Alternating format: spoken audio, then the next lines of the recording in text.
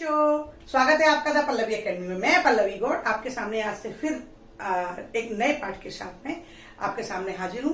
और मैं आज की इस वीडियो में, पिछली वीडियो में जो हमारा आत्मकथ्य पाठ का भाग शेष रह गया था उसकी व्याख्या करूंगी। तो जल्दी से आप मेरी इस वीडियो पर आगे बढ़ने से पहले मेरे चैनल को सब्सक्राइब कर लें, मुझे ढेर सारे लाइक करें और शेयर अवश्य करें। तो चलिए अब अपने पाठ की ओर बढ़ते हैं।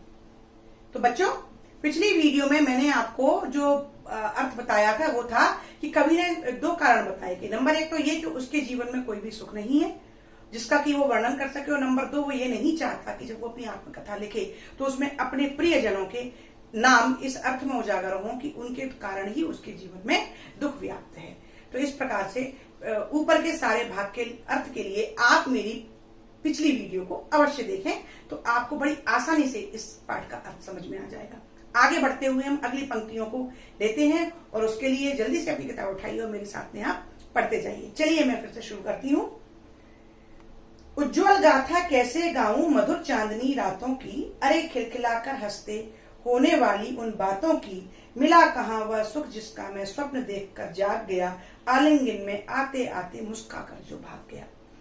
तो पिछली वीडियो से ही मैं आपको जोड़ते हुए ले चलती हूँ कि कवि कहता है कि भाई मैं अपने जीवन की उन मधुर सुखद पलों का भी वर्णन नहीं करना चाहता जो मैंने अपनी पत्नी के साथ में चांदनी रातों में प्रेम के समय बिताए थे, और हम दोनों ने जो हंस हंस कर प्रेम में जो बातें की हैं मैं उनको भी सार्वजनिक रूप से नहीं बताना चाहता। मिला कहां वह सुख जिसका मैं स्वप्न देखकर जाग गया, आलिंगन में आते आते मुस्काकर जो भाग गया। कवि कहता है क्योंकि वह जो मेरा जो सुख स्वप्न था, जिस स्वप्न में मैं खोया हुआ था, जिस सुख में मैं अपने आप को डुबोए हुए था, वो भी मेरे पास ज्यादा समय तक नहीं टिका और बहुत ही जल्दी मेरे जीवन में दुख ने अपना स्थान बना लिया, और वो जो मेरा स्वप्न था वो अचानक टूटा और मैं नींद से जाग गया। यानी कि बीच में ही असमय ही कवि की पत्नी की मृत्यु हो जाती है और वो पुनः अपने दुख की दुनिया में डूब जाते हैं। तो उसका वर्णन करते हुए कवि कहते हैं कि मेरे जीवन में थोड़ा बहुत समय जो सुख का आया था, जो मधुर चांदनी रातें हम दोनों पति पत्नी की बीत रही थी, जो मीठे पल हम दोनों के बीच में बीत रहे थे, वो सुख भी मेरे पास ज्यादा समय तक नहीं रहा। वो सुख भी मेरे बाहों में आते आते मैं उस सुख को प्राप्त कर पाता, उसके पहले ही वो समय, वो सुख मुझसे मुस्कुराते हुए दूर चला गया। उज्ज्वल गाथा से लेकर भाग गया। संदर्भ पुस्तक का नाम क्षितिज भाग 2, पाठ का नाम आत्मकथ्य, रचयिता हैं जयशंकर प्रसाद। प्रसंग, प्रस्तुत पंक्तियों में कवि ने आत्मकथा न लिखने के कारणों के बारे में बताया है। व्याख्या, कवि कहता है कि मैं अपने जीवन में बीते कुछ सुखद पलों का वर्णन भी संसार के समक्ष नहीं करना चाहता। मैं चांदनी रातों में अपनी पत्नी के साथ बिताए हुए मधुर पलों की पवित्र गाथा, उन पलों की जिसमें हम दोनों ने खिलखिलाकर हंसते हुए कई बातें की, सुखद क्षण बिताए, उन्हें दुनिया को कैसे गाकर सुनाऊं। और वह सुखद स्वप्न से जीवन में मैं ज्यादा कुछ भी नहीं पा सका हूं। वह स्वप्न, वो पल भी अचानक जैसे मेरी बाहों में आते आते ही मुझसे सदा के लिए दूर हो गए। अगली पंक्तियां हैं बच्चों।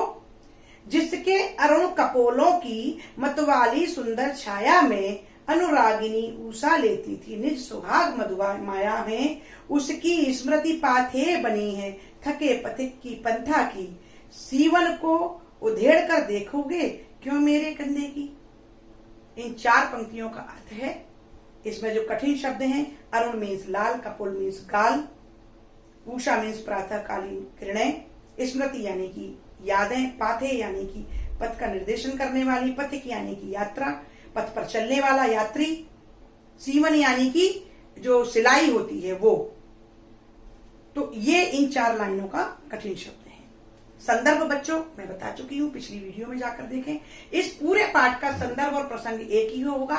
संदर्भ में पुस्तक का नाम लिखा जाता है जो कि क्षितिज भाग 10, पाठ का नाम पाठ 2 आत्मकथ्य, और रचयिता जो है वो कवि जयशंकर प्रसाद।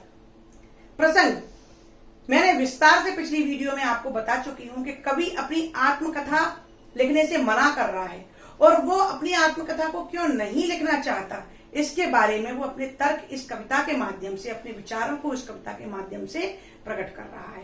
तो इसका प्रसंग भी एक ही होगा कि प्रस्तुत पंक्तियों में कवि ने अपनी आत्मकथा न लिखने के पीछे के कारणों का वर्णन किया है। अब हम व्याख्या की ओर बढ़ते हैं। कवि कहते हैं कि मेरी जो पत्नी थी उसके लाल लाल जो गाल थे वे इतने प्यारे थे कि वे सभी को मतवाले करने में सक्षम थे। यानी कि जिसके अरुण कपोलों की मतवाली सुंदर छाया में मैं अपनी पत्नी के मतवाले लाल लाल गालों की प्रेम भरी छाया में डूबा हुआ था। और मेरी पत्नी इतनी ज्यादा सुंदर थी, मेरी पत्नी की जो गालों की जो लालिमा थी वो अनुरागिनी ऊषा लेती थी निज सुहाग मधुमाया में। ऐसा लगता था कि मेरी पत्नी की प्रातः काल की जो किरणें हैं वो प्रेम और मांग में सिंदूर रूपी लालिमा भरती थी। यानी कि कवि कहते हैं कि मेरी पत्नी के जो अरुण यानी कि लाल लाल जो गाल थे वे इतने मतवाले और इतने सुंदर थे कि ऐसा लगता था मानो कि प्रातः काल की जो किरणें हैं, जो उषा है, वो अपनी मांग में मेरी पत्नी के गालों की लालिमा और उसके प्रेम से ही अपनी मांग के सिंदूर को सजाया करती थी। उसकी स्मृति पाथे बनिए थके पथिक की पंथा की। कवि कहते हैं कि मेरी पत्नी के साथ बीते हुए पल ही आज मेरी इस जीवन यात्रा में मेरे लिए पाथे बने, यानी कि मेरी के रास्ते को दिखाने वाले वे स्मृति ही मेरी जीवन की यात्रा की निर्देशक बनी है। यात्रा को दिखाने वाले, यात्रा पर चलने के लिए प्रेरणा देने वाले पल बने हैं। और मेरे इस थके पथिक की पंथा की और मुझ जैसे थके यात्री की जो इस जीवन की यात्रा में दुखों के कारण, कड़वे अनुभवों के कारण थक जाता है, तब वे मीठी यादें ही मुझे इस जीवन यात्रा पर आगे बढ़ने का रास्ता दिखाती हैं, प्रेरणा देती हैं। सीवन को उधेड़ कर देखोगे क्यों मेरी कंधा की। अरे भाई, फिर मेरे इस जीवन को जो मैंने सिल सिल कर पहन रखा है, यानी कि मेरे जीवन में बहुत सारी कई बार उधड़ चुका है ये जीवन, जिस प्रकार से बस उधड़ जाता है और हम उसकी सिलाई को बार बार सुई धागे से सिलकर उसको पहनते हैं, उसी प्रकार से कभी कहता है कि मैंने भी अपने जीवन के जो कष्टों को अपनी पत्नी के साथ बीते इन मधुर पलों रूपी धागों से सिलाई मार ली है। तुम क्यों व्यर्थ में मेरी आत्मकथा को लिखने की कहकर ये चाहते हो कि तुम और ये पूरा संसार मेरी इस फटे हुए कंधे की सीवन को देख सको, या मेरा ये फटा हुआ कंधा यानी कि मेरे अंदर की वेदना को तुम सब लोग जान सको।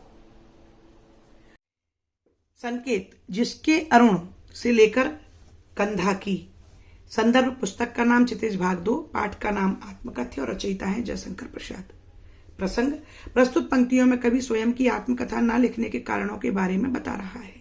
व्याख्या, कवि अपने प्रेम के सुखद पलों को याद करते हुए कहता है कि मेरी पत्नी की अनुपम सौंदर्य जिसके लालिमा युक्त गालों की लालिमा से जैसे प्रातःकालीन सूर्य की किरणें स्वयं की मांग में सिंदूर सजाती थीं और सारे संसार में प्रेम का प्रकाश भरती थी, उस प्रिय पत्नी के साथ बिताए पलों की याद ही आज जीवन यात्रा में चलते हुए मुझे थके पथिक को आगे बढ़ते रहने की प्रेरणा देते हैं। वे सुखद स्मृति ही मेरे जीवन को जीने का एकमात्र सहारा हैं। तो क्या तुम मेरे जीवन में आई इस क्षण सुख को जानकर मेरे जीवन के अभाव को जानना चाहते हो? अर्थात तुम मेरी आत्मकथा के द्वारा मेरे उधड़े हुए जीवन के बारे में, जिसे मैंने अपनी पत्नी के साथ बीते मधुर पलों की स्मृति से सी रखा है, उन्हें क्यों देखना चाहते हो? आगे की पंक्तियां हैं, क्या यह अच्छा नहीं कि औरों की सुनता मैं मौन रहूं?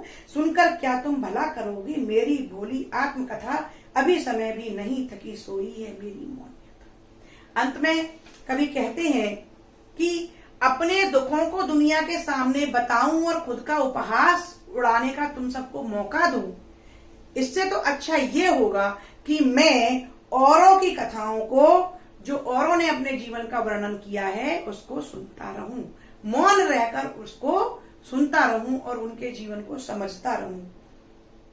तुम भला मेरी इस आत्मकथा को सुनकर क्या सुख पाओगे? तुम्हें अर्थात कोई भी सुख मेरे जीवन में, जीवन की आत्मकथा को पढ़कर नहीं मिलेगा।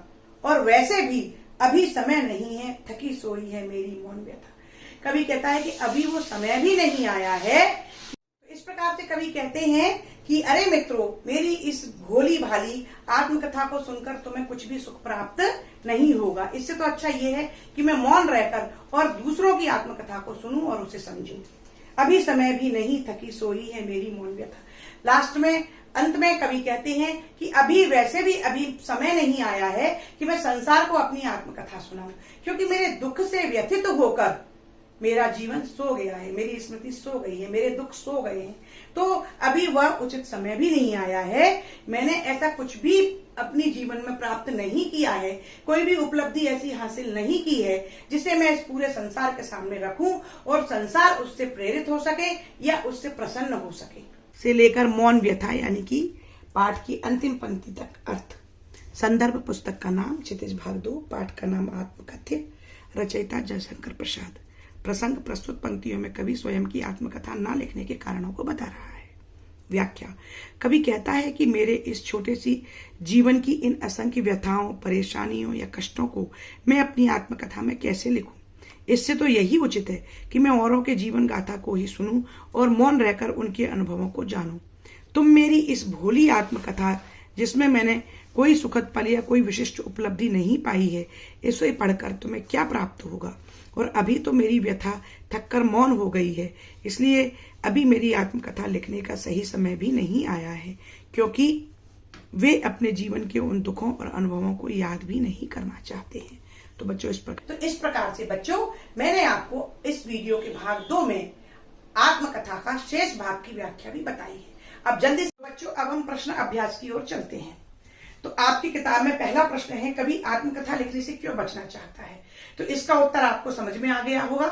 पूरे पाठ की जब आप व्याख्या देखेंगे तो उसमें पूरी पाठ में कवि ने यही बताया है कि वो अपनी आत्मकथा क्यों नहीं लिखना चाहता, क्योंकि कवि के जीवन में सुख की प्राप्ति बहुत कम हुई है।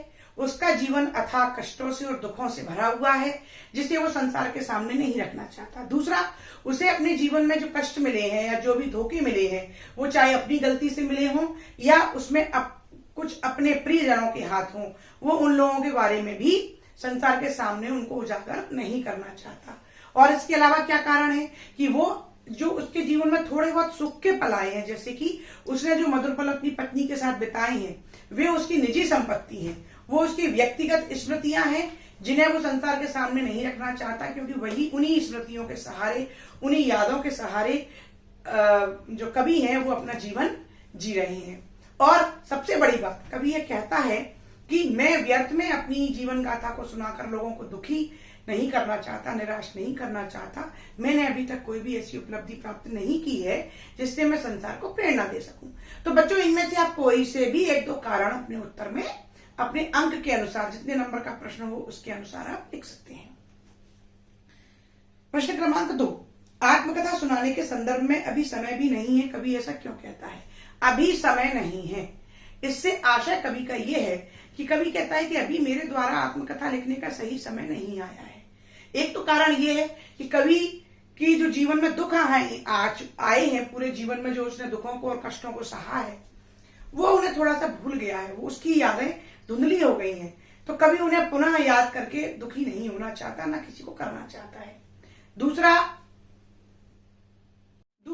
कवि ये कहता है कि अभी उसके जीवन में उसने कोई भी इस प्रकार की प्रतिष्ठा या उपलब्धि या सफलता प्राप्त नहीं की है जिसे वो आत्मकथा में प्रस्तुत कर और भी दुनिया के लोगों को प्रेरित कर सके। तो इस प्रकार से वो अपनी आत्मकथा के लिखने के लिए सही समय के इंतजार में है और इसीलिए वो कह रहा है कि अभी समय नहीं आया है। स्मृति को पाथेय बनाने में कवि का क्या आशय है। स्मृति को पाथेय, पथ को दिखाने वाला, राह को निर्देशित करने वाला पाथेय, पथ पर अग्रसित करने के लिए प्रेरित करने वाले को पाथेय कहते हैं। तो कवि के जीवन में जो उसकी पत्नी के साथ उसने जो मधुर पल बिताए हैं, उनको वो अपने जीवन की सबसे मधुर और व्यक्तिगत स्मृतियों के रूप में संजोकर रखना चाहता है। क्योंकि कवि ये कहता है कि मैं अपने जीवन के दुखों और कष्टों से बहुत निराश जब हो जाता हूँ, जब मैं अपनी जीवन यात्रा में थकने लगता हूँ, तो मेरे पत्नी के साथ बीते हुए पल ही मेरे जीवन यात्रा में पाथेय की तरीके से, पथ प्रदर्शक के रूप में मेरा साथ देते हैं। तो स्मृति को पाथे बनाने का आशय हुआ कि कवि उन मधुर स्मृतियों को संसार के सामने रखकर सार्वजनिक नहीं करना चाहता, वो उसकी निजी संपत्ति है और ये यादें ही उसके जीवन में पथ प्रदर्शक की तरीके से अपनी भूमिका का निर्वाह करती हैं। प्रश्न क्रमांक 4, भाव स्पष्ट कीजिए। मिला कहां वह सुख जिसका मैं स्वप्न देखकर जाग गया, आलिंगन में आते आते मुस्कुराकर जो भाग गया। बच्चों, मैंने जो पाठ का जो अर्थ बताया है, इसमें मैंने यहाँ इन पंक्तियों का भी अर्थ स्पष्ट किया है। मैं संक्षेप में बताती हूँ कि कवि कहता है कि जिस सुख को मैं पूरी तरह पाना चाहता था, जीवन भर जिस सुख के स्वप्न में मैं जीना चाहता था, वो सुख भी मेरे पास ज्यादा देर तक नहीं ठहरा। अर्थात वो अपनी पत्नी के साथ बीते हुए पलों की बात कर रहा है कि मैं पत्नी के प्रेम के साथ प्रेम रूपी जो पल, हंसी खुशी में जो बातें करते हुए मधुर पल, मधुर जीवन हम जी रहे थे, वो स्वप्न भी मेरा बहुत जल्दी टूट गया और मुझे पूरा सुख प्राप्त भी नहीं हो पाया था। तभी तक मेरी बाहों में आते आते, मतलब मुझे वो सुख प्राप्त होना ही था, होना ही वाला था, तब तक वो सुख मुझसे दूर चला गया, यानी कि उसकी पत्नी की मृत्यु हो गई। अगली पंक्तियां हैं, जिसके अरुण कपोलों की मतवाली सुंदर छाया में अनुरागिनी उषा लेती थी निज सुहाग मधुमाया में। कभी अपनी पत्नी की सुंदरता का वर्णन करते हुए कहते हैं कि मेरी प्रेमिका, मेरी पत्नी इतनी सुंदर थी कि उनके जो लालिमा लिए हुए गाल थे वो सभी को मस्त करने वाले, मतवाले करने वाले थे और उन अरुण कपोलों की, उन लालिमा भरे गालों की लालिमा से ही ऐसा लगता था जैसे प्रातःकालीन सूर्य की किरणें अपनी मांग में लालिमा लेकर मांग में सिंदूर सजाती थी। प्रश्न क्रमांक 5, उज्जवल गाथा कैसे गाऊं मधुर चांदनी रातों की, कथन के माध्यम से कवि क्या कहना चाहता है। उज्जवल गाथा कैसे गाऊं मधुर चांदनी रातों की, इस पंक्ति के माध्यम से कवि अपनी पत्नी के साथ बिताए हुए पलों को याद कर रहा है। वो कहता है कि मैं उन मधुर चांदनी रातों में जो मैंने अपनी पत्नी के साथ प्रेम भरी बातें की, हंसकर मुस्कुराकर सुखद पल जिए, मैं उनकी पवित्र और उज्जवल गाथा संसार को कैसे सुनाऊं। क्योंकि कवि यहाँ पर अपनी आत्मकथा में भी उन पलों का वर्णन नहीं करना चाहता, क्योंकि कवि की वो निजी संपत्ति है, वो उन्हें अपनी आत्मकथा के द्वारा सार्वजनिक नहीं करना चाहता। इसलिए कवि कहता है कि मैं पत्नी के साथ बीते हुए मधुर पलों को किस प्रकार से अपनी आत्मकथा के द्वारा सारे संसार के सामने गाऊं, ये उचित नहीं है। और कवि इस प्रकार से इन घटनाओं को, इन पलों को भी आत्मकथा में नहीं वर्णन करना चाहता। आत्मकथ्य कविता की काव्य भाषा की विशेषताएं, तो क्या इसमें स्मृतियों का, जीवन के सुख और दुख के अनुभवों का कवि ने बड़े ही मार्मिक रूप से वर्णन किया है। सहज और सरल भाषा के प्रयोग में उन्होंने अपनी पूरी जीवन की गाथा को संक्षिप्त रूप में ही संसार के सामने रख दिया है। दूसरा, खड़ी बोली का प्रयोग किया गया है और इसमें अनुप्रास अलंकार का कई जगह और अन्य अलंकारों का प्रयोग हुआ है। इस प्रकार से आप कई प्रकार की काव्यगत विशेषताएं यहाँ पर लिख सकते हैं। कवि ने जो सुख का स्वप्न देखा था उसे कविता में किस रूप में अभिव्यक्त किया है। सुख का स्वप्न क्या था कविता में, तो कवि के जीवन में कब सुख आया था बच्चों, जब वो अपनी पत्नी के साथ जीवन जी रहे थे।